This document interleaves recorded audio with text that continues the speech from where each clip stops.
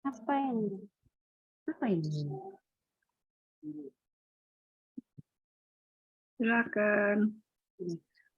Assalamualaikum warahmatullahi wabarakatuh.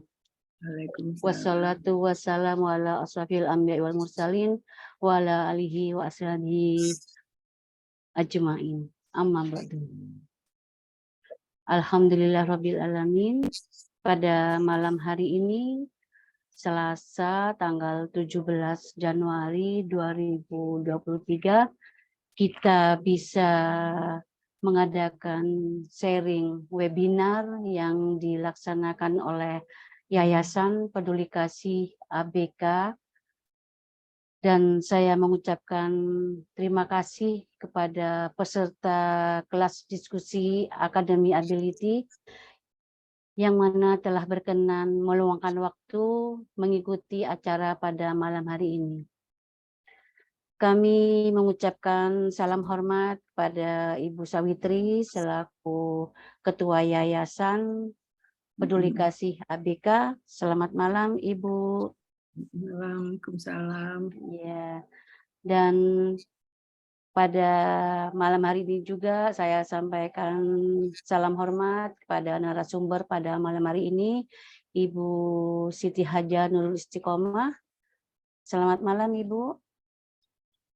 Selamat malam.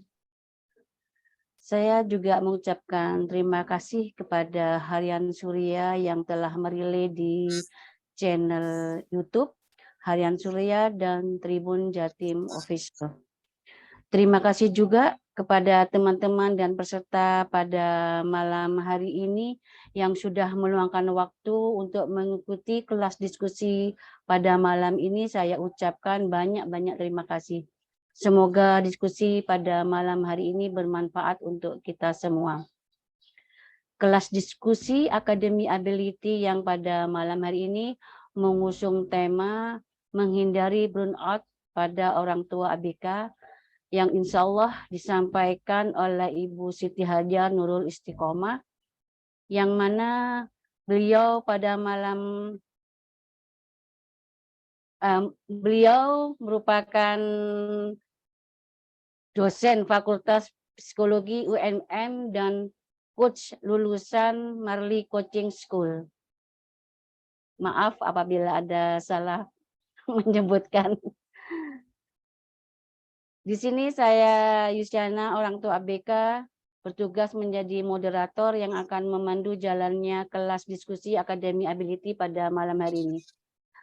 Selanjutnya, sebelum acara kita mulai, kami persilakan pada Ibu Sawitri Retno Hadiati sebagai Ketua Yayasan untuk menjelaskan overview Yayasan Peduli Kasih ABK dan karya-karya ABK binaan Yayasan Peduli Kasih ABK.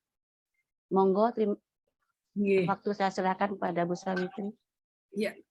Assalamualaikum warahmatullahi wabarakatuh. Terima kasih Bu Yusi dan terutama terima kasih kepada Ibu Siti Hadjah. Dan ini memang perlu disampaikan tentang apa dan bagaimana Yayasan Peduli Kasih ABK ini bekerja. Kami didirikan sejak 2012 dengan konsep menyesuaikan dari ICF, ya, International Classification of Functioning of Disability and Health. Jadi bagaimana rekomendasi dari ICF itu, bagaimana yang berkebutuhan khusus dan atau disabilitas ini bisa tetap aktif dan berpartisipasi. Gitu. Jadi menurut rekomendasinya itu ada 3, yaitu sistem atau strukturnya diubah, itu adalah pemerintah atau pihak yang berwenang.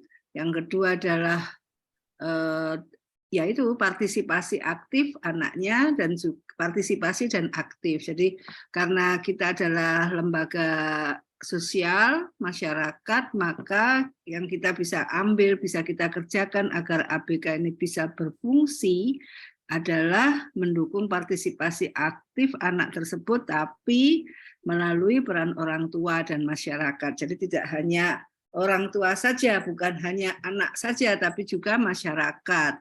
Jadi yang nomor satu misinya adalah bagaimana orang tua itu bisa menerima dan kemudian mengamati, ya mengkoreksi, mungkin dibawa ke terapi maupun sekolah, dan juga terakhirnya yang penting adalah bagaimana mencari nilai positif, ya mencari kekuatan dari anak tersebut untuk menjadi optimal potensinya. Yang kedua adalah bagaimana masyarakat itu bisa memahami dan menjadi inklusi. Sementara sekarang ini yang didengung-dengungkan, inklusi itu hanya berguna untuk yang ABK, padahal selayaknya yang namanya inklusi adalah saling bantu, ya. Jadi terjadinya inklusi adalah saling bantu antara ABK maupun yang reguler, yang disabilitas maupun yang reguler, sehingga terjadilah karena terjadilah inklusi tadi, saling menyatu, ya saling bantu,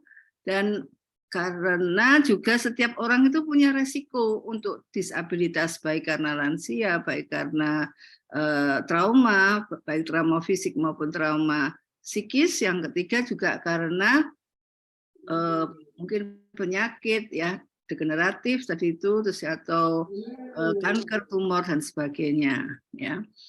Dan ini Zoom ini memang kita upayakan yang menjadi host adalah ABK yang tentunya sudah lancar baca atau orang tua ABK, ya. Karena apa? Karena ya kita perlu memberi kesempatan pada ABK maupun pada orang tua ABK untuk bisa speak up, ya, karena pembela anak-anak berkebutuhan khusus ya tentu saja yang utama adalah keluarga atau ABK itu sendiri. Dan yang ketiga, bagaimana ABK-nya bisa berfungsi, ya, bisa aktif partisipasi. Dan karena layanan kami umumnya gratis, maka memang kami memberi fasilitasi pada ABK terutama dari keluarga kurang mampu, sehingga tujuan terakhirnya adalah bagaimana ekonomi atau kualitas hidup dari ABK ini bisa lebih baik. Dan untuk ini kita lanjut, ya. Jadi tidak hanya mengerjakan yang datang ke tempat kita, tapi kita juga mencari ABK terutama yang sewilayah, sekecamatan. Jadi di sini kegiatan kita itu dibagi dua, di dalam gedung dan di luar gedung. Yang di dalam gedung kita bagi dua, ABK dan kelas ABK dan kelas orang tuanya. Kelas ABK diberi kreativitas, kelas orang tua diberi parenting, maupun bagaimana supaya produknya ini menjadi produk yang dihasilkan ABK menjadi ko-kreativitas. Jadi ya memang harus dibantu, ya, dan bisa layak dijual. Oleh karena itu perlu kreativitas bersama antara yayasan, orang tua, dan para volunteer maupun donatur. Dan juga penjualannya pun co-preneurship. Jadi kita mencari cara-cara agar bekerja sama dengan banyak pihak seperti hotel Shangri-La, ya, selama bulan Desember kita pameran di sana, ya. Terus ini insya Allah mulai besok ada kita display karyanya anak-anak ini, display di hotel Ibis Surabaya Center, maaf saya langsung hilang. Jadi ini, terus yang kedua yang di luar gedung, jadi kita ngadakan penyuluhan. Intinya kita mencari cara-cara agar terjadi masyarakat yang ramah ABK, baik pelatihan, baik tadi kerjasama festival dan sebagainya. Lanjut. Oke. Ini adalah cara-cara kami agar tersedia wadah, ya, untuk minat dari ABK, dan terutama karena Zoom. Jadi meskipun izin kita sekarang ini izin operasionalnya adalah lembaga pelatihan kerja, dengan kita melakukan redefinisi, ya, karena ABK terutama yang kurang mampu sebagian besar masih belum siap kerja. Jadi kami mencari cara agar kreativitas mereka terwadahi. Jadi ada lomba fotografi, lomba menulis, lomba festival bersuara. Bersuara di sini adalah ya agar ABK ini bisa speak up ya, agar bersuara apapun bentuk ya. Fungsi melebihi mendahului dari bentuk. Jadi kita terima apapun suaranya, mungkin ada masalah, kefasihan maupun kata-kata ada yang hurufnya yang hilang dan sebagainya ya. Dan juga kami mengadakan ini ada lomba untuk video reels tentang musik ya. Intinya lomba-lomba yang kami adakan adalah bukan mencari yang terbaik seperti Got Talent gitu ya, tapi adalah kita mencari apa yang unik dari mereka. Ya, karena sebetulnya sejatinya setiap ABK adalah unik. Seperti itu. Lanjut. Ini adalah karya-karya ABK yang bisa kita lihat. Kita lihat dulu ya. ABK-nya senang apa. Ini kebetulan Isyati dan Andri ini sama-sama anak SIPI ya. Umurnya sudah dewasa. Jadi memang kami tidak membatasi umur karena ya ABK kadang bisa seumur hidupnya. Seperti itu ya.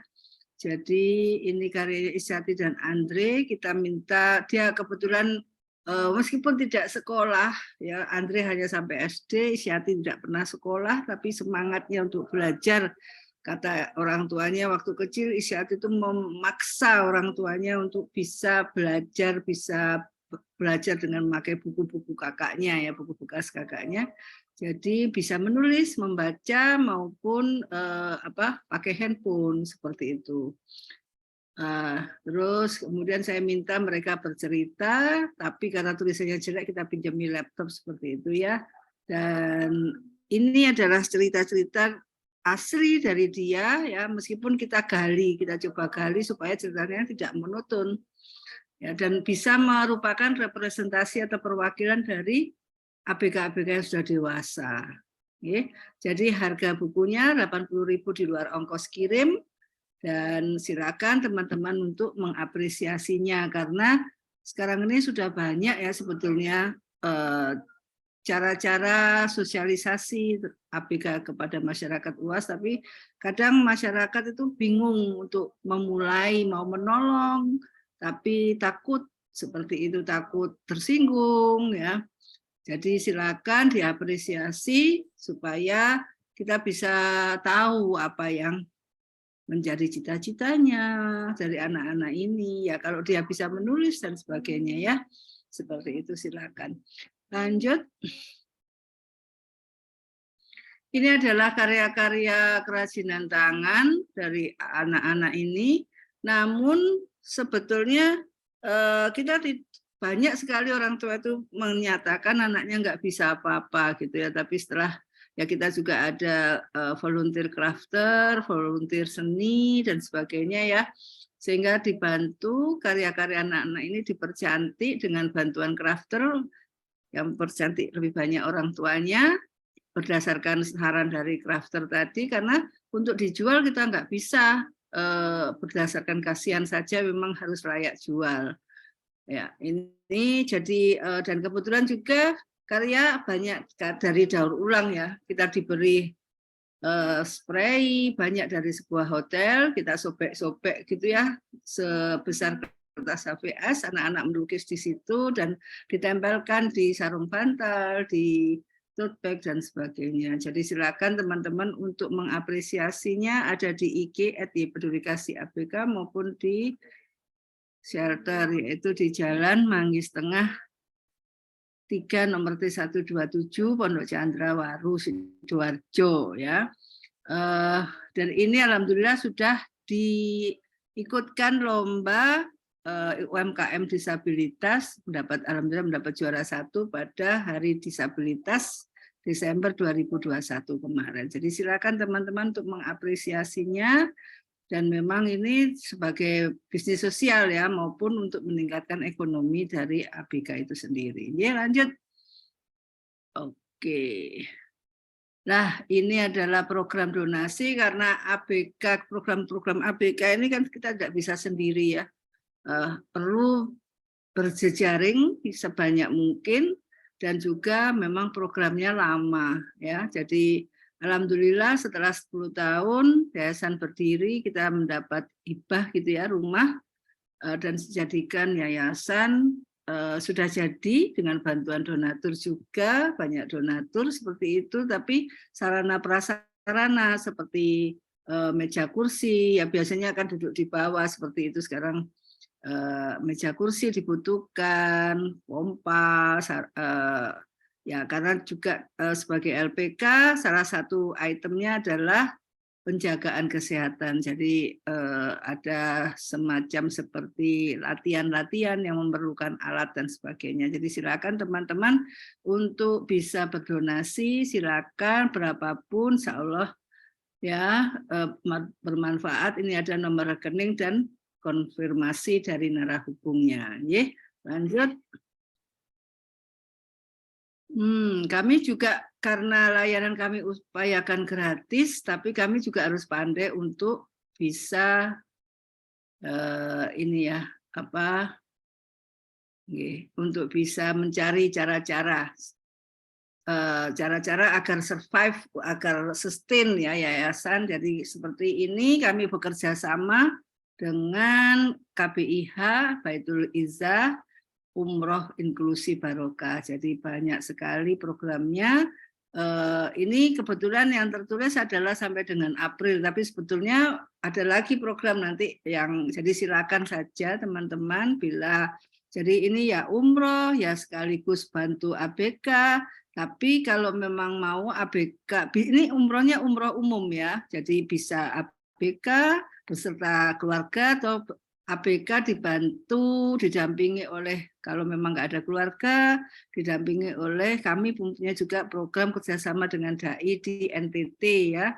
Jadi dalam program kurban, jadi bisa dibantu dengan didampingi oleh DAI tersebut atau orang umum sendiri, karena ya memang kita perlu berinteraksi dengan ABK dan non-ABK seperti itu. Ya.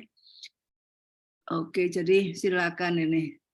Ada paket-paketnya, ada paket Taif, ada paket Lailatul Qadar, ada paket ke Turki sekalian ya. Jadi ini kebetulan saja sampai dengan April ya, ada yang tanggal-tanggalnya. Jadi silakan nanti memang ada ini perharinya kegiatannya apa saja, nanti bisa menghubungi narahubungnya. Lanjut. Jadi seperti disebut tadi, Zoom ini memang merupakan cara untuk mensosialisasikan kepedulian pada masyarakat, kepedulian terhadap ABK di masyarakat. Jadi narasumbernya adalah bervariasi agar bisa memberikan informasi dan inspirasi agar orang tua tidak merasa sendiri, dan juga narasumbernya yaitu bisa seperti sekarang ini praktisi dan juga akademisi beliau, terima kasih Wajar, dan ada juga narasumbernya adalah orang tua ABK yang sudah dalam tanda kutip selesai dengan dirinya maupun ABK yang sudah selesai, atau jadi sebagai role model ya. Kalau tidak ada role model kadang kan pikirannya ya wis ABK wis gini tok bisanya, seperti itu ya.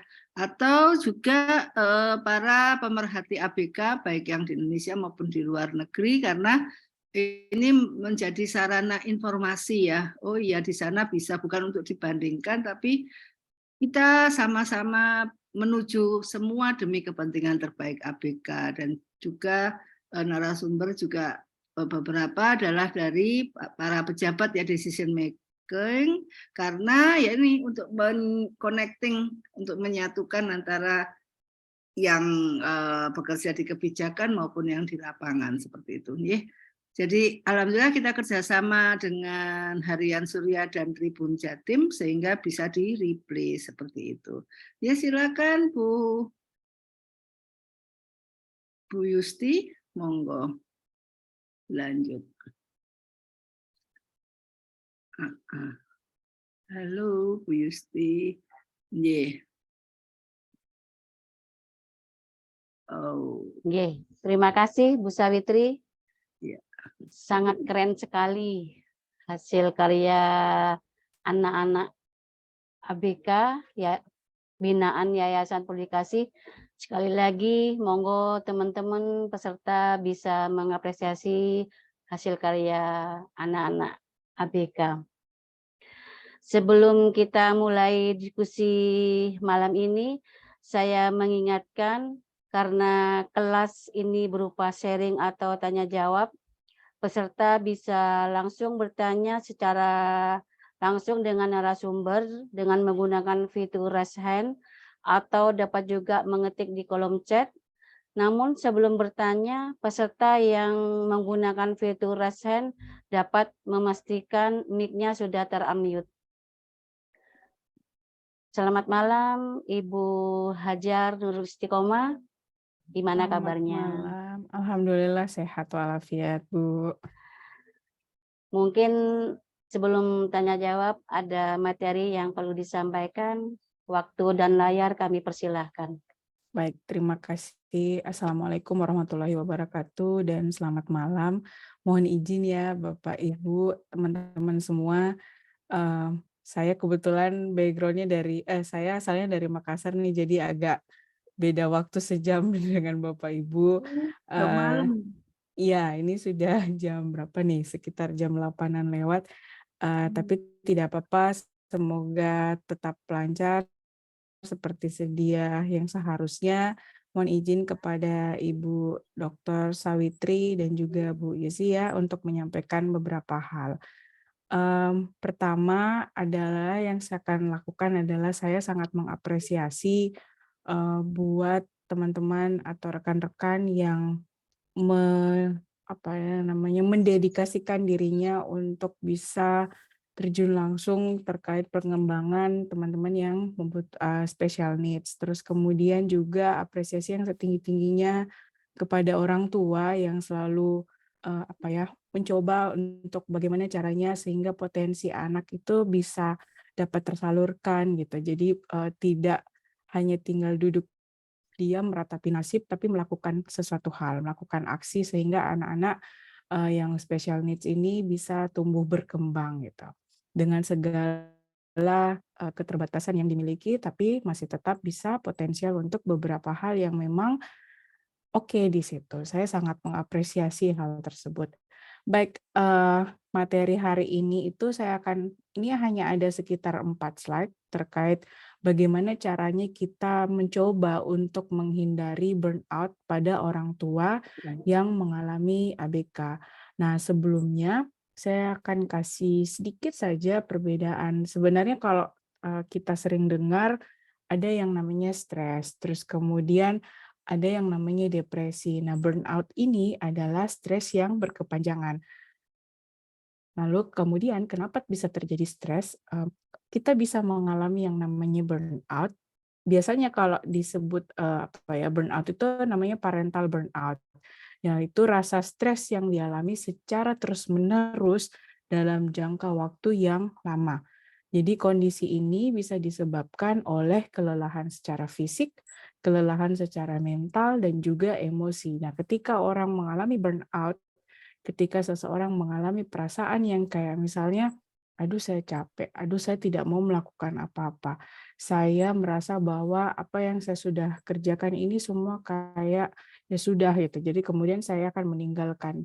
Ketika kita menjadi misalnya ada banyak hal yang menjadi penyebab kenapa seseorang kemudian mengalami yang namanya burnout. Kenapa kemudian orang mengalami lelah secara fisik, secara mental, secara emosi. Itu nanti akan saya jelaskan di belakang. Tapi pada umumnya adalah karena tidak adanya support atau biasanya kita sebagai orang tua, kita tuh tidak mau bercerita tentang keluh kesah yang kita rasakan. Boleh selanjutnya? Nah, terus kemudian ketika kita mengalami burnout, ada beberapa indikasi atau indikator yang kita bisa sampaikan. Pertama adalah kita lihat nih diri kita, bahwa kita merasa bahwa kita itu feeling of competence, jadi kayak kita kurang kurang paham terkait perkembangan dan juga keterampilan bagaimana seharusnya kita menghandle anak. Terus kemudian karena kita berhubungan dengan anak-anak yang special needs, anak kita yang special needs, tentu saja ada treatment-treatment khusus. Tentu saja ada situasi-situasi yang mungkin pada waktu kita misalnya pulang bekerja, banyak pekerjaan di rumah yang kemudian itu menjadi faktor kelelahan kita secara emosi, secara fisik, terus kemudian anak juga membutuhkan ekstra perhatian, itu kadang-kadang kita susah untuk melakukan pengontrolan kepada diri kita. Dan juga kita merasa bahwa tidak ada dukungan dari orang-orang yang ada di sekitar kita. Contoh misalnya, dari pasangan kita, entah istri atau entah suami, atau misalnya dari orang tua atau mertua gitu. Jadi ketika ini yang terjadi ya, makanya kenapa banyak penelitian yang meneliti tentang bagaimana penerimaan orang tua kepada anak-anak yang berkebutuhan khusus. Awalnya banyak orang tua tidak mau menerima bahwa anak-anaknya itu special needs gitu.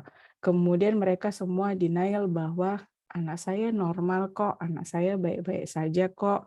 Buktinya ketika saya kasih instruksi begini mereka mau mengerjakan. Ketika saya begini yang terjadilah seperti ini. Itu karena salah satu perasaannya adalah merasa kayak social isolation. Jadi ketidakhadiran dukungan dari orang-orang. Biasanya dalam proses ketika penerimaan itu juga waktunya lama. 5 Nah, orang. terus Iya. kemudian ada yang Iya. namanya parent 2 role. Apa yang dimaksud dengan parent role? Parent role itu adalah ketika misalnya seorang, contoh ya, misalnya kita menjadi seorang ibu, menjadi seorang ayah, kemudian ada peran lagi menjadi misalnya seorang kakak atau seorang adik, seorang istri, seorang suami gitu. Jadi ada banyak. Kemudian juga kita menjadi seorang berperan sebagai seorang karyawan atau pegawai.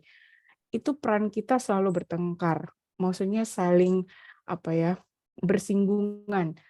Ini yang banyak terjadi adalah ketika ada penelitian terdahulu bahwa terjadinya burnout pada orang tua ini memang sudah lama. Tapi mungkin Bapak Ibu dan rekan-rekan sekalian ingat bahwa awal-awal pandemi ini itu banyak orang tua yang mengalami ini. Bukan hanya pada orang tua yang memiliki anak special needs, tapi semua orang tua mengalami itu. Jadi parent role-nya itu dia menjadi pegawai atau karyawan, tapi dia di satu sisi di rumah dia harus juga menjalankan perannya sebagai orang tua. Nah, di sini yang sudah mulai bersinggungan sehingga nanti bisa terjadi perkelahian dengan pasangannya. Ada namanya relationship with spouse. Itu kalau misalnya komunikasi tidak bisa terjaga, maka nanti akan terjadi beradu argumen dengan pasangan. Terus kemudian juga dari health of parents. Jadi orang tua karena tadi mengalami lelah, capek, kayak tidak berdaya gitu. Misalnya mau kerja juga sudah malas, pulang dari kantor atau ketika ketemu dengan, mohon maaf nih, ketika ketemu dengan anak itu merasa kayak ya sudah dilewatkan saja. Itu yang biasa yang terjadi ketika orang sudah mengalami yang namanya burnout. Boleh lanjut? Nah, gejalanya apa saja yang bisa terlihat adalah satu, badan kita itu istilahnya saya adalah ketika saya sudah mulai seperti ini, badan saya itu sudah minta tolong gitu. Kita sudah merasa bahwa badan kita lelah sepanjang waktu. Biasanya kita bisa melakukan aktivitas yang banyak, tapi kemudian perasaan yang kita alami secara fisik kita merasa capek yang tidak mau melakukan apapun gitu. Terus kemudian merasa kayak putus asa, apa yang saya sudah kerjakan kayaknya tidak dinilai bagus gitu atau ragu pada kemampuan kita sendiri. Kadang-kadang sebagai orang tua kita itu sering mengevaluasi diri terus kemudian kan banyak ya bukan masukan sih lebih ke lingkungan kita yang selalu menyampaikan bahwa cara kamu mendidik anak itu seharusnya tidak seperti itu. Cara kamu mendidik anak harusnya A, B, C, D, E, dan seterusnya gitu. Nah, sehingga itu masuk di telinga kita, kemudian kita merasa bahwa apa yang saya lakukan selama ini apakah sudah benar atau salah sebagai orang tua. Terutama ketika kita memiliki anak yang special needs. Special needs tentu saja kan kalau yang sekarang alhamdulillah sudah banyak yang bisa menerima kondisi anak-anak yang special needs. Buktinya sudah banyak orang tua yang memasukkan anaknya di sekolah-sekolah yang memang memprovide untuk special needs itu. Tapi banyak juga yang kayak misalnya abai menganggap bahwa semuanya bisa dijalankan seperti seharusnya atau normal. Terus kemudian emosional, tadinya emosinya apa ya stabil gitu, emosionalnya stabil. Tapi kemudian lama-kelamaan karena capek, lelah secara fisik, lelah secara psikologis, sehingga salah satu cara yang paling gampang yang dilakukan adalah marah. Kalau enggak marah, nangis. Nangis, tiba-tiba nangis, terus kemudian merasa kayak hampa, tidak ada sesuatu hal yang terjadi dalam hidupnya, tapi kemudian dia bilang, "Ini saya kenapa ya?" Gitu.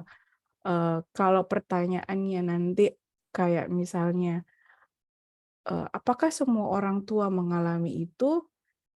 Di beberapa case orang tua mengalami itu dalam kondisi yang jenuh, dalam kondisi yang lelah, capek mengatasi hal-hal yang dia rasa ini pekerjaan yang berulang gitu.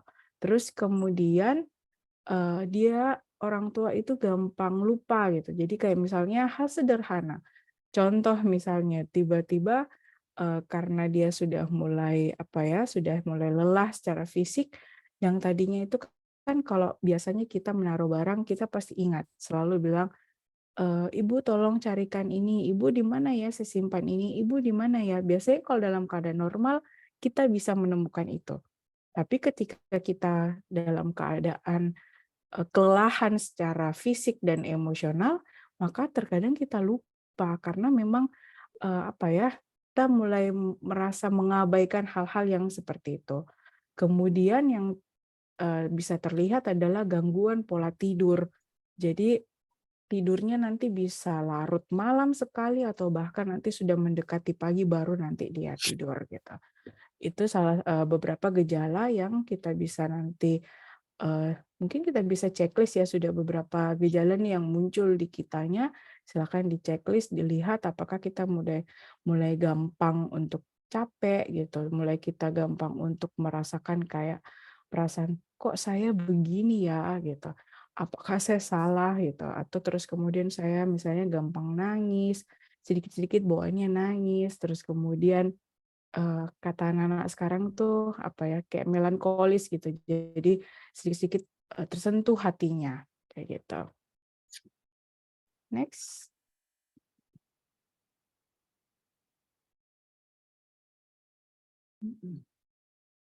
Next. Sudah mungkin Bu ya. Oh, ini. Oke. Lalu apa yang sebaiknya kita lakukan ketika kita menghadapi atau berada pada situasi seperti ini?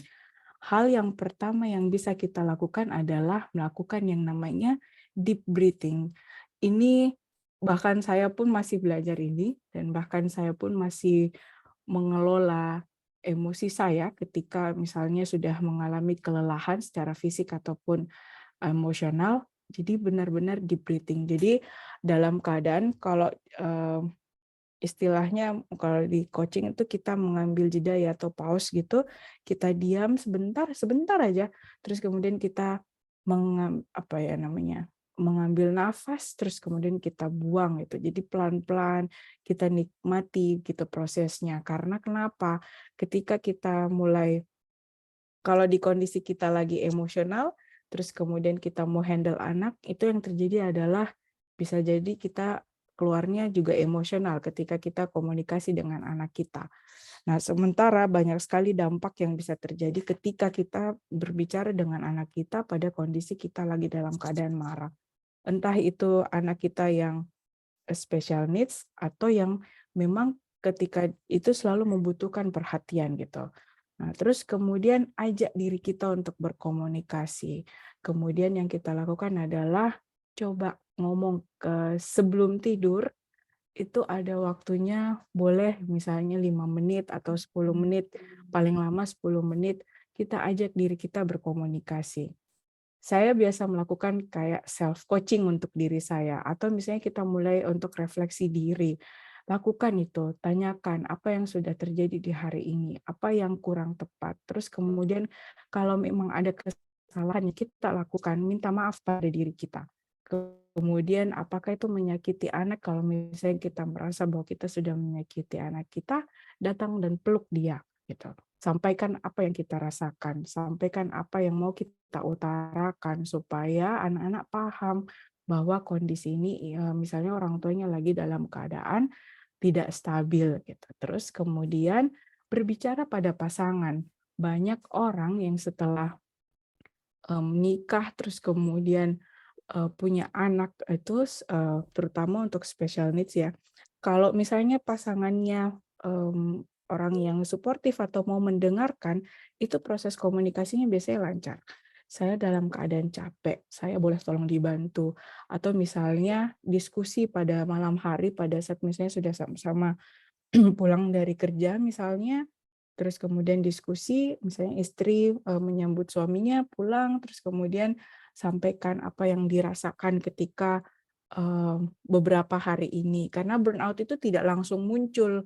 Jadi dia stres berkepanjangan, terus kemudian dia merasa kayak hampa begitu. Nah, terus kemudian kalau misalnya kita tidak berkomunikasi atau kita tidak ada social support dari lingkungan sekitar kita, itu biasanya kita memendam stres kita, terus kemudian kita burn out, kemudian nanti pada akhirnya itu bisa menjadi salah satu gejala pada saat bisa menjadi depresi gitu. Kita merasa kayak tidak berarti, kita merasa kayak, aduh saya ini semuanya yang saya lakukan, ini semua saya lakukan apa ya, dari diri saya sendiri, tidak ada bantuan dari siapapun gitu. Nah, sementara ketika kita berbicara bagaimana mengatasi burnout, ya kita mencoba juga bagaimana caranya kita bisa ngomong ke pasangan kita bahwa kita butuh untuk didengarkan, kita butuh untuk partner bisa sharing gitu. Jadi mereka atau pasangan kita tahu apa yang kita rasakan, apa yang kita inginkan, apa yang harusnya kita apa yang sebaiknya kita kerjakan, apa yang sebaiknya kita lakukan supaya kondisi ini tuh tidak terulang lagi. Nah, terus kemudian tidur yang cukup, olahraga teratur, gerakan badan, nggak harus misalnya jogging atau misalnya rekan-rekan atau teman-teman, Bapak Ibu punya waktu misalnya hanya 10 menit dalam aktivitasnya, boleh silahkan berjalan kaki misalnya agak dipercepat, terus kemudian yang penting badannya bergerak.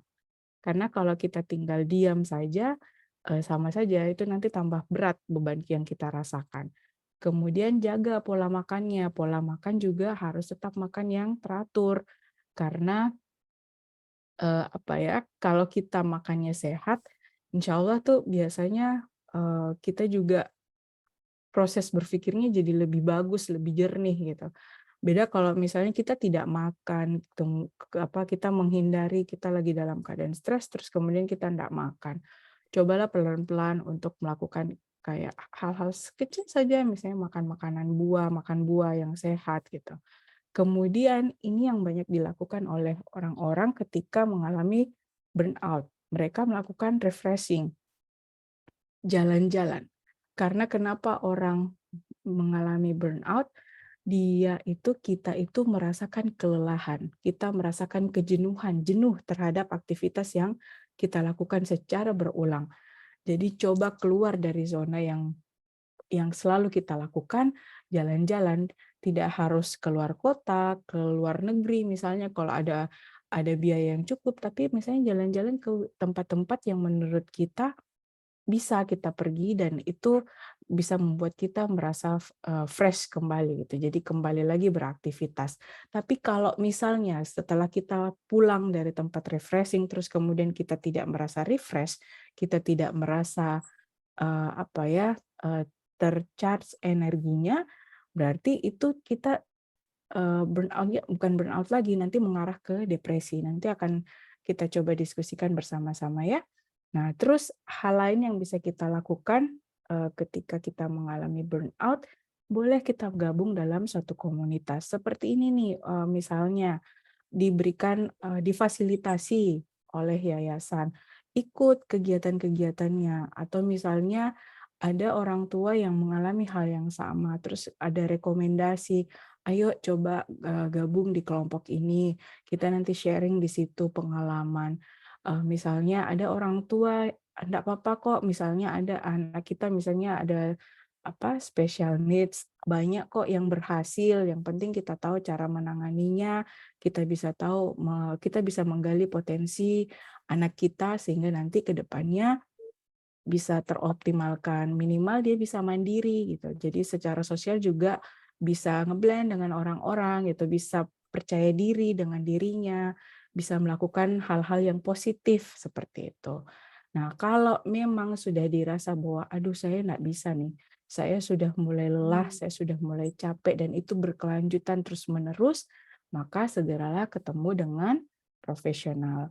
Profesional yang bisa membantu proses Bapak Ibu supaya lebih tenang lagi, supaya bisa lebih mengoptimalkan lagi, bisa kembali lagi gitu. Oke. Wah. Ya, ini yang terakhir sebenarnya, ini hanya quotes saja, tapi menurut saya ini quotes-nya sangat menarik. A child with special needs will inspire you to be a special kind of person. Saya sepakat dengan ini ya. Jadi kayak misalnya ketika kita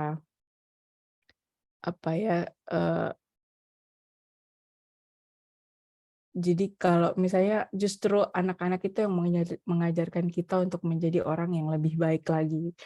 Justru orang tua Allah tuh tidak akan memberikan sesuatu hal apalagi ke special needs itu kan membutuhkan ekstra kesabaran yang ekstra ya. Jadi orang tua yang memiliki anak dengan kebutuhan khusus ini pasti ekstra sabar orangnya gitu. Jadi memang benar-benar diberikan sesuatu hal, kemudian saya sih lihatnya beberapa hari yang lalu juga kebetulan ada pelatihan, terus kemudian saya mulai menyadari, oh ya ternyata orang tua yang diberikan anak dengan special needs ini ternyata dia itu jauh lebih sabar, jauh lebih bisa mengerti keadaan atau kondisi orang lain. Maka dari itu berarti a child with special needs will inspire you to be a special kind of person. Oke Bu, ini sedikit materi yang bisa saya sampaikan. Mungkin kita lebih ke sharing aja kali ya Bu. Ya, terima kasih Ibu Hajar. Apa yang disampaikan Ibu Hajar tadi ternyata banyak yang saya alami. Ternyata saya juga mengalami burnout juga ya. Ya, yes. Ini banyak titipan pertanyaan pada saya, nanti saya sampaikan. Tapi sebelumnya saya mau tanya dulu, Bu Hajar kan selain dosen juga sebagai coach, ya. Apakah di antara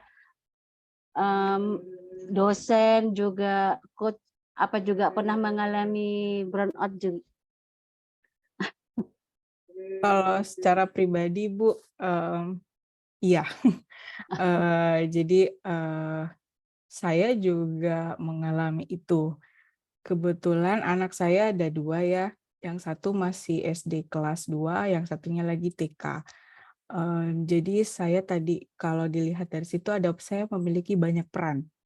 Peran sebagai ibu, peran sebagai istri, peran sebagai anak, peran sebagai pegawai atau karyawan juga atau dosen. Nah, kalau misalnya Ibu Yusi tadi bertanya, pernah mengalami? Jawabannya iya, pernah mengalami. Terus cara mengatasinya gimana, Bu Hajar? Kalau saya cerita pengalaman dulu ya, Bu. Cara mengatasinya satu, saya sudah mengenali batasan saya. Jadi seperti tadi yang saya ceritakan, misal ketika badan saya sudah mulai capek, ketika badan saya ini sedikit-sedikit, kebetulan alhamdulillah saya punya energi yang cukup besar, Bu. Jadi kalau misalnya banyak pekerjaan biasanya oke-oke saja, tapi ada satu titik yang kayaknya tidak mau melakukan apa-apa. Sementara anak nggak bisa saya abaikan, pekerjaan juga saya nggak bisa abaikan. Tapi saya tidak mau melakukan apa-apa, gitu. Jadi itu saya sudah mulai mengenali diri saya bahwa, wah ada masalah nih, kayaknya saya harus lakukan sesuatu cepat ini supaya saya bisa move begitu, bisa berpindah. Lalu yang saya lakukan adalah satu, saya istirahat, saya menjeda waktu saya. Jadi kayak misalnya saya kan antar jemput anak saya, terus kemudian pada saat, sekali waktu saya harus kembali lagi ke kampus. Jadi ada waktu istirahat, saya pakai untuk istirahat di dalam kendaraan ataupun di ruangan gitu. Jadi istirahat sebentar saja, terus nanti kembali. Terus kemudian, apa ya yang saya lakukan itu, saya berbicara dengan pasangan saya. Saya ngomong ke pasangan saya lagi capek, boleh tolong saya apa ya, bagaimana caranya? Lalu ini kata-kata suami saya yang sebenarnya, eee, apa ya namanya, sebenarnya juga saya pahami, kita pahami, tapi kemudian karena itu tadi mengalami burnout, terus kemudian itu lupa gitu. Kata suami saya adalah, menjadi orang tua itu tidak mudah. Menjadi orang tua itu bukan hal yang mudah gitu. Jadi itu yang saya lakukan. Kemudian, oh iya, oke. Lalu kata suami saya atau saya bilang ke diri saya, oke, saya mau istirahat 1 hari full, semoga bisa ter-recharge energinya. Alhamdulillah bisa.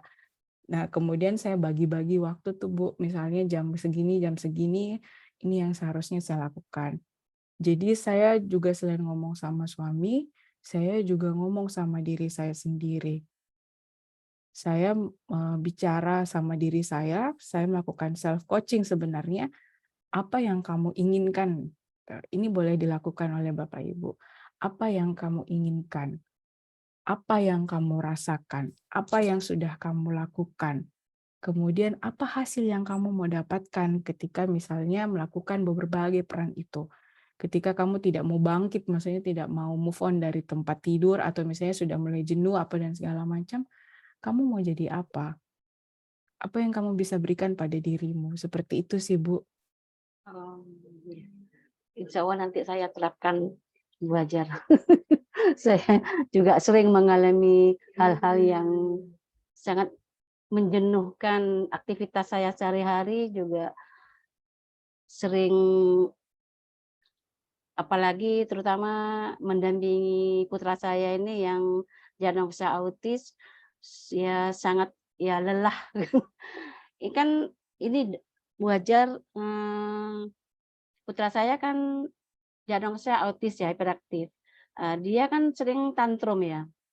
Apakah itu juga termasuk burnout ya untuk anak saya itu, Dok? Dan gimana cara mengatasi wajar? Oke, kalau tantrum itu sebenarnya berbeda, Bu, dengan burnout. Tantrum itu adalah kondisi ketika, apa ya, ledakan emosi, itu tantrum. Terus kemudian biasanya, misalnya memang untuk anak-anak special needs, emosinya yang sulit untuk, distabilkan kan, untuk sulit untuk diatur gitu. Nah, terus kayak misalnya menjerit, berteriak, memukul, mencubit, menyakiti diri sendiri atau bahkan orang lain, itu, apa ya, itu yang namanya tantrum. Sedangkan burnout ini adalah kelelahan secara emosi. Kelelahan secara emosi yang terjadi misalnya kepada contoh misalnya kepada orang tua, kepada misalnya juga pengajar atau tenaga pendidik kayak itu. Terus kemudian, apa ya, terlalu lama terpapar oleh stres, gitu. Jadi kayak misalnya kita tidak bisa mengimbangi aktivitas kita terhadap tuntutan yang ada. Kita mulai merasakan kejenuhan atas apa yang sudah kita lakukan, nah itu burnout. Sedangkan tadi tantrum itu lebih ke ledakan emosi. Jadi kalau misalnya mmm, kita lihat, ada anak-anak yang menangis meraung-raung, atau misalnya kalau autis kan banyak yang misalnya menyakiti dirinya ya, atau Iya, iya. menyakiti diri sendiri, atau Iya. menyakiti orang lain gitu, menggigit ataupun memukul gitu. Nah, itu kan dia namanya tantrum, tapi bukan yang kayak apa ya, bukan burnout dia, Bu. Iya, iya. Berarti beda ya, wajar ya, Iya. tantrum sama burnout. Iya. Mungkin dari peserta Mas Taufan mungkin ada yang mau bertanya sama Bu Hajar tentang burnout. Mas Taufan, juga Mbak Feby mungkin mau bertanya. Sambil menunggu saya bacakan titipan pertanyaan ya Bu Hajar ya. Ini yang pertama, apakah burnout itu satu hal yang normal terjadi pada semua orang, terutama pada orang tua ABK? Oke, saya langsung jawab, Bu. Nggih, nggih monggo. Ya, baik. Seperti tadi yang saya bilang, burnout itu adalah kelelahan kita secara fisik, secara emosional. Tentu saja ketika kita punya rutinitas, itu biasanya kita capek, kita lelah gitu. Tidak harus bahwa kita punya anak dengan special needs baru kita bisa merasakan burnout. Teman-teman yang mahasiswa, teman-teman yang misalnya ditempa dengan hal yang contoh misalnya mahasiswa ya Bu, itu juga bisa merasakan burnout atau pekerja yang lainnya gitu bisa merasakan burnout, terutama bagi Bapak Ibu yang memang memiliki anak yang membutuhkan perhatian khusus gitu, perlakuan khusus. Nah, itu bisa saja terjadi ke semua orang karena perasaan lelah itu kan perasaan sesuatu hal yang normal gitu. Normal untuk kita alami sebab misalnya ada kaitannya mungkin tenaga kita juga terbatas, di waktu tertentu kita merasa capek, lalu kemudian pekerjaan datang terus, tuntutan terus banyak yang harus kita selesaikan dalam sekali waktu, itu juga bisa menjadi kelelahan kita. Jadi kayak misalnya saya capek, saya secara emosional tadi gampang nangis, tiba-tiba tidak ada masalah, itu tiba-tiba keluar air mata. Atau misalnya badan kita ini kayak berat sekali kita rasa untuk ketika kita mau berdiri, kita mau melakukan aktivitas-aktivitas fisik gitu.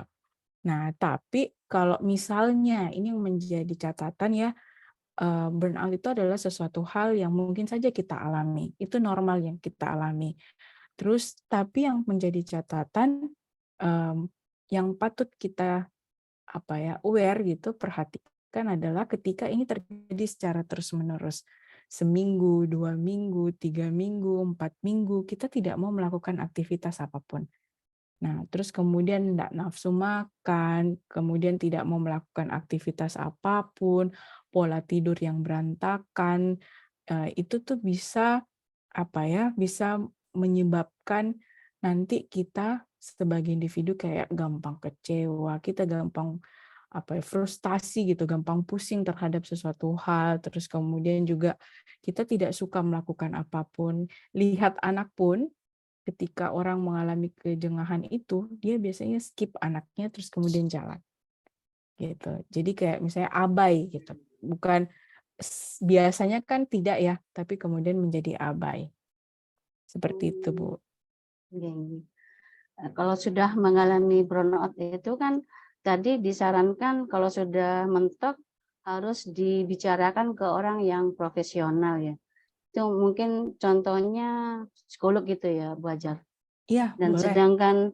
sedangkan itu untuk ke psikolog kan perlu biaya itu yang jadi nanti burnout-nya 2 kali. Mau pingin curhat atau kepada siapa lebih tepatnya yang meringankan juga terjangkau dan juga bisa sembuh burnout-nya Bu Hajar. Gimana Oke. solusinya? Kan Eh, tidak harus ke psikolog gitu. iya, baik. Kalau misalnya dibilang gimana ya supaya burnout-nya hilang, terus Ya. kemudian nggak harus ke psikolog. Nah. Sederhana, Bu, istirahatkan badannya. Oh. Istirahatkan badannya, jeda untuk dirinya melakukan aktivitas, batasi diri kita untuk menggunakan media sosial, karena media sosial juga itu sangat memberikan pengaruh ya. Terus kemudian, hal-hal sederhana seperti itu, perbaiki pola makan. Kalau misalnya kemudian, tadi seperti saya bilang juga deep breathing Jadi kayak misalnya tarik nafas, terus kemudian dihembuskan, kita benar-benar merasakan itu. Kemudian kita pergi istirahat untuk supaya perasaan kita menjadi lebih baik, ya silahkan seperti itu. Setahu saya kalau di Makassar itu kita ada salah satu yang bisa memprovide untuk itu sebenarnya gratis. Mungkin saya kurang tahu ya Bu, kalau ini di Sidoarjo ya, mohon maaf. Iya, di Ya, Sidoarjo. apakah juga ada di-provide begitu untuk misalnya konseling gratis? Itu ada kok, harusnya sih ada di setiap Ya, Bu. daerah. Ya, Ya, Puspaga namanya kalau di iya sana. benar. Ya, di Makassar juga ada Puspaga. Jadi Puspaga Oh. memprovide untuk melakukan proses konseling itu. Jadi silahkan untuk datang dan berkonsultasi gitu. Jadi boleh gitu. Caranya ada dua, satu bertemu profesional. Tapi sebelum ketemu profesional, atau kalau misalnya sudah dirasa bahwa badan ini sudah mulai berat, kepala juga sudah mulai berat, terus kemudian caranya adalah satu, kita coba berkomunikasi dengan diri kita. Kita mencoba mengevaluasi, terus kemudian kita mencoba mengatur pola makan kita. Tidur yang cukup, istirahat yang cukup. Nah, terus kemudian kalau memang dalam prosesnya nanti tidak ada perubahan sama sekali, maka sebaiknya ketemu dengan profesional. Sebaiknya seperti itu, Bu. Dicoba Terima saja dulu kasih. hal-hal yang sederhana. Iya. Coba dulu. Iya. Monggo Bu Sawitri, mungkin ada yang disampaikan selagi ketemu dengan ahlinya Bu Hajar. Bu Sawitri. Ya, silakan. Nggih. Ini Bu, apa? Sebetulnya gini, apa? Kan sebetulnya kalau apakah maksud saya gini, apakah agama atau apa ya? Karena kan sebetulnya tidak ada ujian melebihi kemampuan seperti itu, Bu ya. Dan juga tidak ada makhluknya yang sia-sia seperti itu. Jadi apakah melalui agama itu bisa menenangkan gitu Bu, atau juga bagaimana kalau ternyata juga lingkungan itu tidak kondusif Bu ya, seperti itu. Jadi banyak sekali kan permasalahan ABK, apalagi yang kurang mampu ini kan kompleks budaya, lingkungan dan sebagainya. Jadi penyelesaiannya bagaimana Bu? Oke, boleh. Satu, alhamdulillah nih, apa ya, Allah memberikan banyak sarana gitu ya, untuk kita selain mendapatkan pahala, tapi kita juga mendapatkan ketenangan.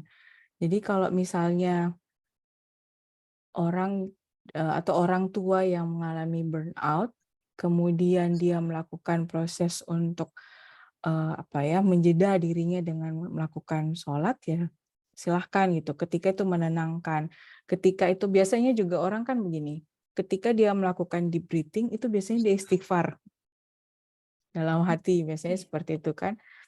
Gitu, astagfirullahaladzim, misalnya seperti itu. Ini apa nih, kayak gitu. Boleh silahkan dilakukan hal-hal yang misalnya berhubungan dengan apa ya, rutinitas kita ketika kita melakukan ibadah gitu. Misalnya ketika kita berdoa, silahkan.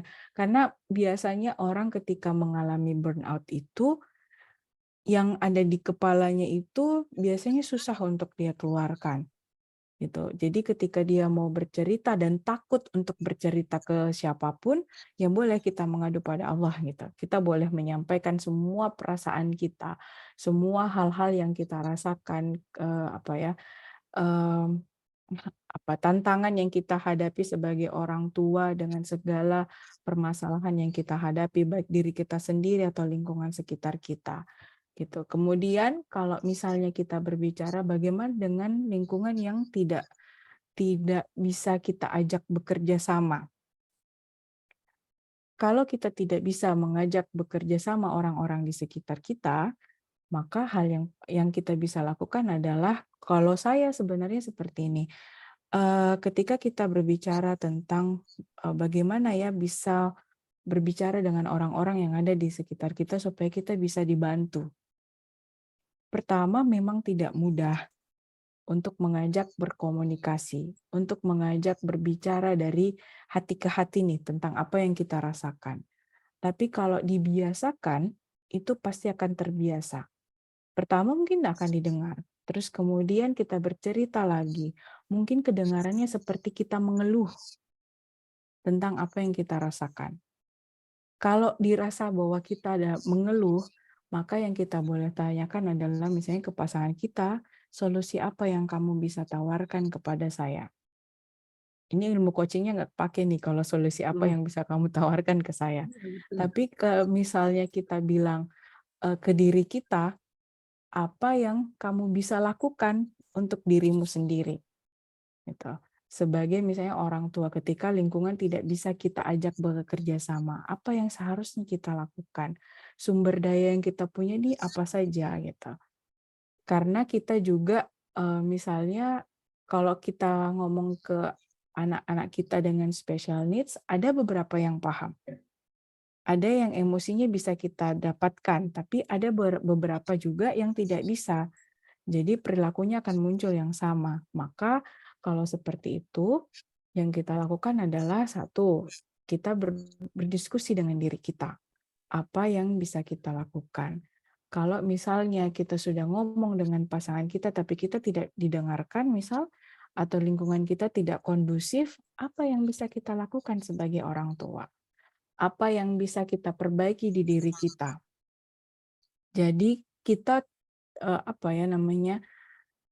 Ketika kita melakukan itu bukan dari orang sekitar kita, tapi kalau di dalam proses burnout itu yang paling besar, ini ada penelitian, beberapa penelitian yang saya sudah baca, paling besar yang memberikan pengaruh efeknya kepada proses burnout itu supaya lebih apa ya mudah untuk kembali ke normal itu adalah dukungan sosial.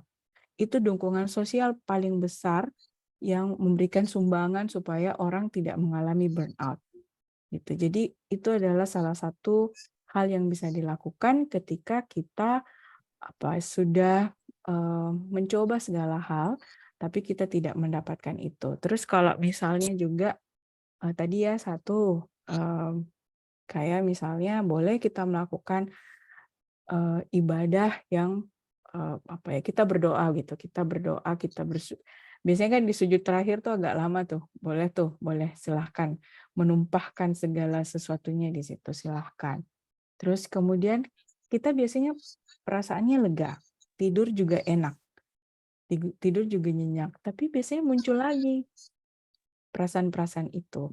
Nah, ketika misalnya muncul lagi, silahkan untuk, saya sih selalu bilangnya seperti ini, kalau memang kita tidak memiliki keterbatasan itu, maka tadi kita mencoba cari social support, kayak bergabung di satu komunitas yang memang memiliki kesamaan dengan kita, supaya kita merasa bahwa ada orang yang ada di samping kita, ada support group yang akan membantu kita berproses bersama. Kalau saya seperti itu sih, Bu. Iya, iya, iya. Nggih. Tapi kadang-kadang dari sepengalaman yayasan, kadang-kadang orang tua ini ada ketakutan gitu Bu. Jadi maksudnya kekhawatiran, keparnoan sehingga kalau belum itu sudah, aduh nanti saya ini untuk mencari dukungan sosial itu Bu. Jadi kadang-kadang takut gitu, takut dipandang gitu aja sudah, aduh Iya, saya nggak enak iya, hati iya, seperti itu betul, ya. betul. Iya, Ya, itu jadi apalagi mau bercerita iya, gitu. Jadi bagaimana Bu penyelesaiannya? Jadi dari diri sendiri orang tua itu juga ya rasanya tuh merasa nyaman, udah gini aja deh gitu. Iya gimana? iya. Kalau misalnya seperti itu, berarti kitanya yang harus siap, Bu. Kitanya ketika misalnya itu tadi, kalau kita mengalami yang namanya burnout, apalagi namanya kalau kita mengalami burnout, kita kasihkan waktu untuk diri kita sendiri, menjeda diri kita. Terus kemudian kalau juga kita rasa bahwa susah kita mau mencari social support atau dukungan dari orang lain karena mata sudah melihat ya seperti itu, dipandang bahwa ini anaknya kenapa, ini kenapa begitu ya. Eh, itu juga yang menghambat sebenarnya ketika eh, kita berproses. Karena apa ya, kalau saya sih lihatnya sudah banyak eh, apa ya, sudah banyak orang tua yang aware terkait diri anaknya. Jadi ketika misalnya anaknya memiliki kebutuhan khusus, special needs, biasanya contoh misalnya di Makassar tuh ada biasanya anak-anak yang special needs itu dibawa, misalnya yang contoh cerebral palsy gitu ya, dibawa jalan ke mall pakai kursi roda. Tentu banyak mata yang akan memandang, misalnya juga anak autis, terus kemudian, apa namanya, eee, dengan, wajah Mongol misalnya dengan kekhasannya itu, tapi ada juga yang tidak kan, dilihat sama orang. Biasanya yang terjadi adalah itu hanya pandangan pertama saja, ya kan, tapi kemudian kita takut penilaian orang lain.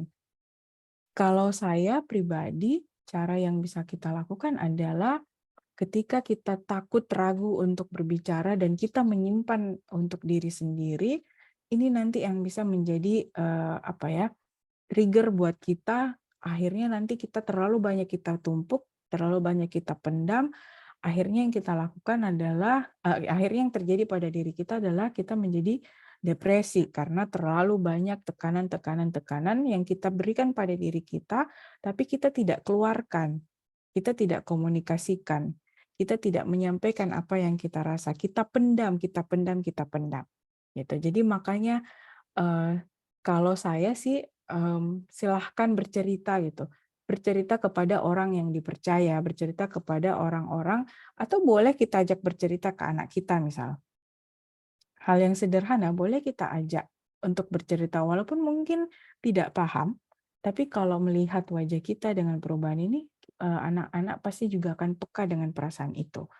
Walaupun mungkin akan kelihatan biasa saja, tapi ketika kita mulai mengajak anak untuk berdiskusi, mengajak untuk mereka berbicara, atau kalau misalnya mereka sudah mulai memahami prosesnya, pasti mereka akan paham. Mas kita juga apa ya namanya, kita harus menyalurkan itu Bu, semua yang ada tekanan-tekanan itu jangan terlalu apa namanya ya, tekanan itu jangan kita pendam terlalu lama. Boleh kita resapi, boleh kita rasakan, boleh ini, tapi harus dikeluarkan gitu. Jadi kalau misalnya ada perasaan malu, perasaan, eee, takut, cemas, itu merupakan hal yang wajar sih karena akan terlihat cukup berbeda dengan lingkungan sekitar.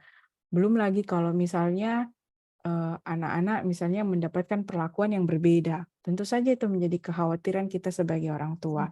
Tapi bagaimana caranya kita orang tua, kita bisa merasa bahwa anak kita bisa mampu gitu. Karena nanti kan anak ini bertumbuh besar. Nanti dia harus mandiri gitu supaya nanti di sosial bisa bergaul, bisa nge-blend dengan orang lain. Kemarin waktu saya mengikuti satu pelatihan, kebetulan beliau adalah psikolog juga, punya tempat untuk terapi juga di Solo. Beliau bercerita bahwa ada anak-anak yang dulunya itu misalnya, apa ya, datang ke tempatnya, tempat ke terapinya, itu mengalami tantrum yang luar biasa. Tapi seiring berjalannya waktu dengan terapi-terapi yang diberikan, juga rasa percaya diri dari orang tuanya yang maksudnya mau membantu proses ini berjalan, terus kemudian, anaknya juga akhirnya itu, anak itu bisa, apa ya, bisa menemukan potensinya. Jadi ada yang jadi, apa itu, barista, kemudian ada yang menjadi kayak pelayan kafe, seperti itu. Jadi orang tua ini mencoba untuk menemukan potensi itu, mencoba memberikan kepercayaan kepada anaknya, percaya, apa ya namanya, ini adalah sesuatu hal yang bukan bukan apa ya, bukan kendala buat dia untuk tetap berkembang gitu. Kalau saya sih seperti itu ya, Bu. Oke, oke. Dan juga sepengalaman, maaf Bu Yusi, aku tanya lagi ya. Nggih, nggih, nggih. Dan Nggih, Dok. kebanyakan orang tua yang saya lihat Bu ya itu seperti tidak punya harapan terhadap anak tersebut Bu. Jadi ya kalau orang Jawa bilang dingin-ngene aja pancet, jadi di apapun tetap. Jadi karena tidak punya harapan atau apa ya, jadi berkepanjangan, tapi karena tidak ada solusi, karena tidak ada tempat yang di mana anak-anak ini, walaupun beberapa kan sudah ada komunitas-komunitas ya Bu, tapi kan tetap tidak bisa menyelesaikan seluruhnya, ya kan memang ya tetap orang tua ya Bu ya. Ya walaupun ada dinas sosial dan sebagainya. Ya itu, jadi bagaimana menumbuhkan, jadi salah satu sebab, kalau menurut saya, apakah benar Bu ya, salah satu sebab burnout itu karena tumpukan emosi-emosi, termasuk emosi, aduh anak saya ini saya tidak, ya percuma kayak gitu, itu bagaimana? Apa benar satu, berarti orang tua tidak punya harapan terhadap anak itu bisa menyebabkan bertambah lamanya burnout itu, atau kadang burnout-nya ya udah dibiarkan dan ya mau bagaimana lagi seperti itu.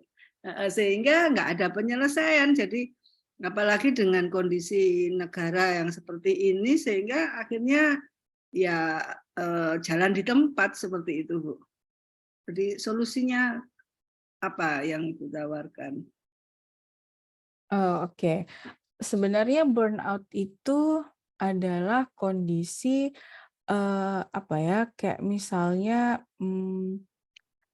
tingkat bahayanya itu tidak seperti depresi, karena depresi itu berkelanjutan gitu dan lama. Nah, terus kemudian kalau gejala yang paling sering terjadi di burnout adalah satu, itu gampang lelah. Terus kemudian kayaknya jarang melihat hal-hal yang baik gitu ya, Bu.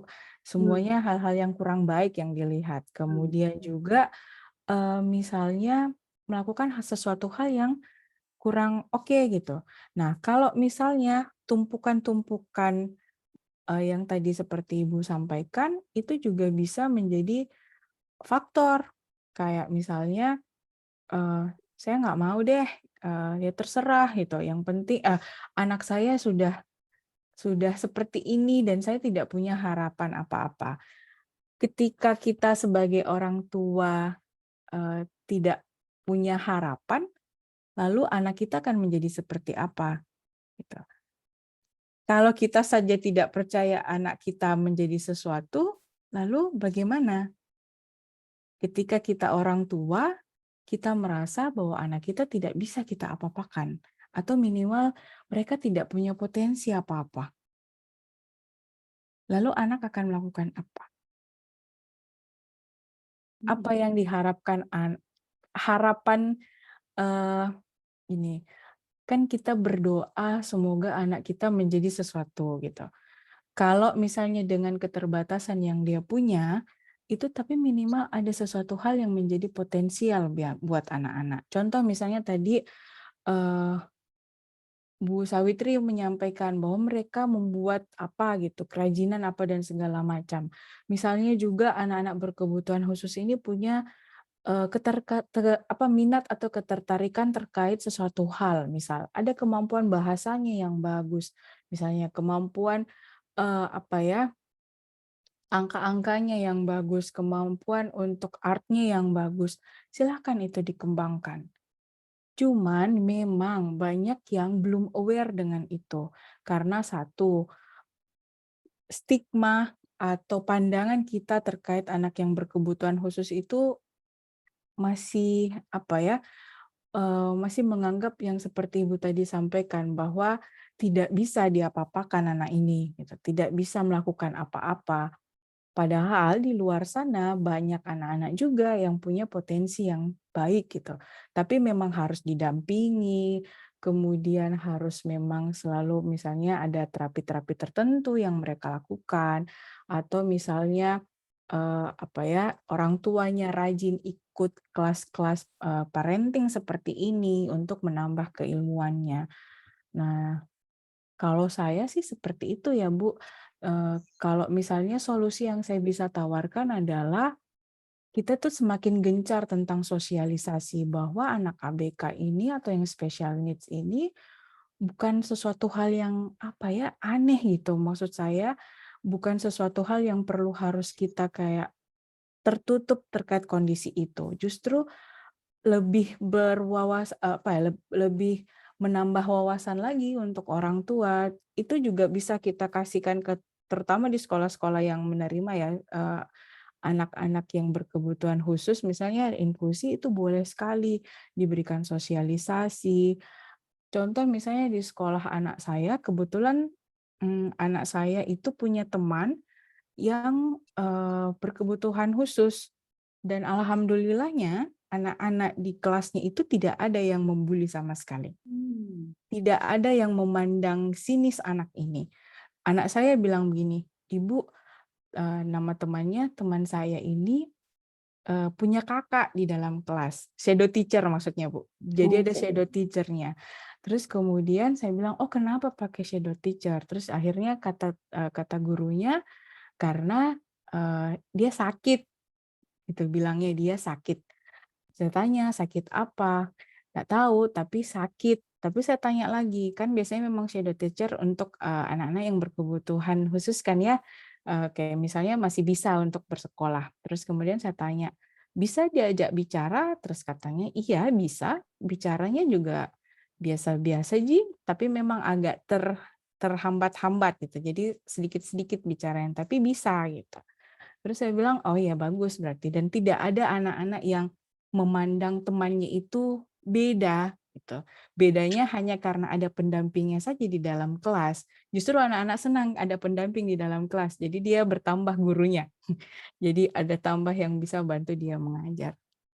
Seperti itu, Bu. Jadi kalau ditanya solusinya ya bisa disosialisasikan, bisa juga mungkin pemerintah setempat bisa membantu proses ini bahwa eh, apa yang special needs ini bisa kok gitu. Jadi jangan dipandang sebelah mata gitu. Kayak misalnya saya itu saya punya adik itu juga ada yang special needs. Kita mencoba apa ya namanya? Dan saya senang senang sama dia karena dia yang tadi saya cerita dia cerebral palsy. Jadi kakinya karena apa ya namanya? Kakinya itu nggak bisa jalan jadinya jalannya agak ngesot gitu, Bu. Ya. Jadi dia juga, tadinya sekolah terus kemudian akhirnya tidak ikut lanjut terapi.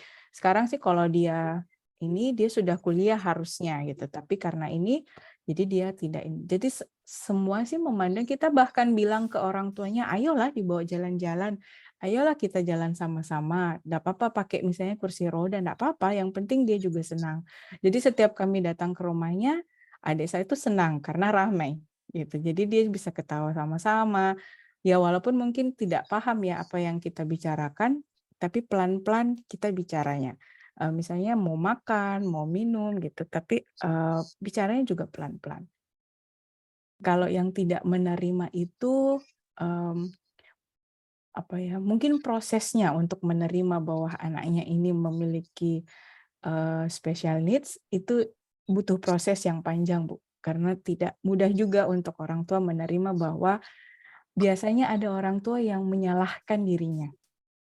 Biasanya banyak orang tua yang menyalahkan dirinya sehingga akhirnya nanti bisa merasa kayak, "Aduh," gitu. Jadi, "Ini gara-gara saya nih." Kan bisa saja, ABK itu karena proses kelahirannya atau misalnya pada saat di dalam kandungan gitu, misalnya akhirnya misalnya ada gangguan-gangguan apa gitu. Jadi Yang memang butuh waktu untuk bisa menerima kondisi itu. Tapi dengan ada dukungan orang-orang di sekitar, keluarga inti saja dulu. Keluarga inti, terus kemudian nanti masuk di lingkup yang lebih besar lagi, kemudian nanti ketika masuk sekolah juga oke-oke saja. Itu tuh, menurut saya proses yang memang, apa ya, seharusnya dilakukan, sebaiknya dilakukan oleh kita supaya, anak-anak itu merasa kayak ya biasa saja gitu, tidak ada perbedaan antara dirinya dengan orang lain. Seperti itu, Bu. Ya, ya, betul. Terima kasih, Bu. Terima kasih, sangat luar biasa sekali, Bu Hajar. Saya sudah mendapat 2 ilmu, selain mengetahui tentang burnout, juga coaching terutama untuk putra saya.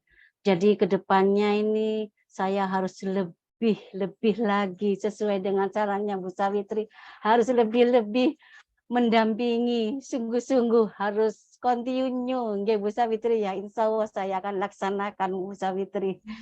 Sampai saya berbismillah. Sangat luar biasa pada malam hari ini. Terima kasih banyak Ibu Hajar, juga Ibu Sawitri yang sudah memfasilitasi acara ini. Saya juga bisa sharing pada pakarnya. Ini salah satu mengatasi burnout saya ya, bisa berkomunikasi dengan Ibu Hajar pada malam hari ini. Terima kasih banyak Ibu Hajar. Sebetulnya ini masih banyak pertanyaan-pertanyaan yang belum saya sampaikan, namun berhubung waktunya yang sudah membatasi kita untuk diskusi malam hari ini. Mungkin untuk di akhir acara ada kesimpulan dari Bu Hajar, dipersilakan. Ya, baik. Sebenarnya kesimpulannya adalah ketika kita mengalami parental burnout, itu kita lagi memproses diri kita. Kita lagi mengevaluasi diri kita. Apa yang seharusnya kita lakukan. Kemudian ini tidak ada hubungannya dengan anak. Ini lebih kepada diri kita.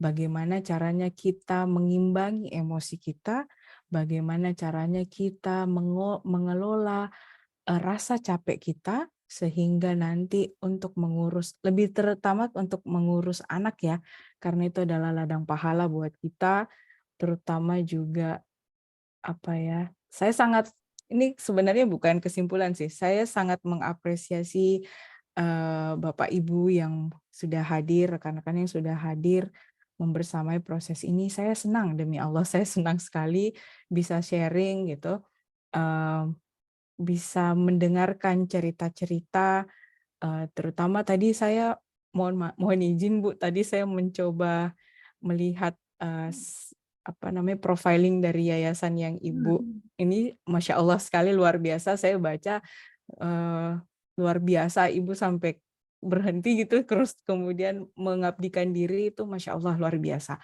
Jadi saya justru malah senang, bahagia. Awalnya diberikan mandat ini sebenarnya saya agak takut, saya agak khawatir karena ada perasaan-perasaan kayak bisa nggak saya menyampaikan ini, karena saya tidak berada di posisi Bapak Ibu sekalian. Walaupun saya juga punya anak itu, tapi dalam kondisi yang berbeda. Tapi kemudian akhirnya saya mencoba, dan alhamdulillah juga saya punya maksudnya saya lihat kondisi yang ada di sekitar saya juga seperti itu. Ada yang seperti itu, ada adik saya yang memang special needs, jadi saya oke, kayaknya saya akan membawakan ini. Semoga bisa sedikit membantu Bapak Ibu proses untuk bagaimana caranya melepaskan rasa lelah kita secara emosi dan juga secara fisik gitu, dengan melakukan aktivitas-aktivitas yang sederhana saja, mulai berkomunikasi dengan orang-orang di sekitar kita. Kalau memungkinkan kita ajak anak kita untuk berkomunikasi, silahkan dilakukan. Insya Allah akan bernilai ibadah bahkan gitu. Jadi anak-anak juga merasa lekat dengan kita. Insya Allah juga nanti ke depannya anak-anak akan menimbulkan ada rasa percaya diri, kemandirian bahwa orang tua memperhatikan. Karena anak-anak paling penting itu adalah diperhatikan itu. Anak-anak yang butuh special needs atau bahkan tidak butuh bukan yang dalam keadaan yang biasa-biasa saja. Baik Bapak Ibu, itu saja kesimpulan dari saya. Terima kasih banyak atas kesempatan yang sudah diberikan kepada saya. Masya Allah sekali, ini luar biasa. Saya senang tadi juga profiling yayasan diperlihatkan. Saya terus terang saya sampai lihat begini, saya searching, ini buku bagaimana caranya saya dapat, saya coba searching nggak nemu, Bu. Jadi saya coba googling tadi di Biblinya itu pesan yang buku Suara Hati itu saya nggak nemu. Jadi nanti saya coba tanyakan. Iya. Baik, terima kasih sekali lagi kepada Ibu Sawitri, kepada Bu Yusi dan teman-teman sekalian. Terima kasih atas kesempatan yang diberikan. Luar biasa sekali. Terima kasih. Terima kasih Bu Hajar. Tiba saatnya pada penghujung acara. Namun sebelum saya akhiri acara webinar pada malam hari ini, saya akan membacakan jadwal webinar yang akan datang. Yang pertama besok Kamis tanggal 19 Januari 2023 dengan tema memahami macam-macam penyebab mata merah dengan narasumber Dr. Armanto Sidohutomo, SPMK, Direktur Utama Klinik Mata Tritia Surabaya. Sabtu tanggal 21 Januari 2023 dengan tema inspirasi inklusi sosial melalui perusahaan yang ramah disabilitas dengan narasumber Denny Rahmawati, owner DNY Skincare. Minggu tanggal 22 Januari 2023 dengan tema edukasi mewujudkan sarana transportasi yang aman dan nyaman untuk disabilitas dengan narasumber Titis Efrindu Bawono, Deputy Project Manager dari Egis Rail SA. Kami ucapkan terima kasih pada partisipasi di acara webinar ini. Atas nama panitia penyelenggara, kami mohon maaf atas kata-kata atau kendala teknis yang kurang berkenan. Semoga ilmu yang kita dapat malam hari ini bisa kita apresiasikan atau bisa diaplikasikan pada kehidupan kita, ya terutama saya dalam mendampingi Ananda Ivan diagnosa autis. Saya undur diri. Saya mohon maaf yang sebesar-besarnya. Wabillahi taufiq wal hidayah. Wassalamualaikum warahmatullahi wabarakatuh. Waalaikumsalam. Waalaikumsalam warahmatullahi wabarakatuh. Terima kasih banyak. Terima kasih, Bu. Mohon izin.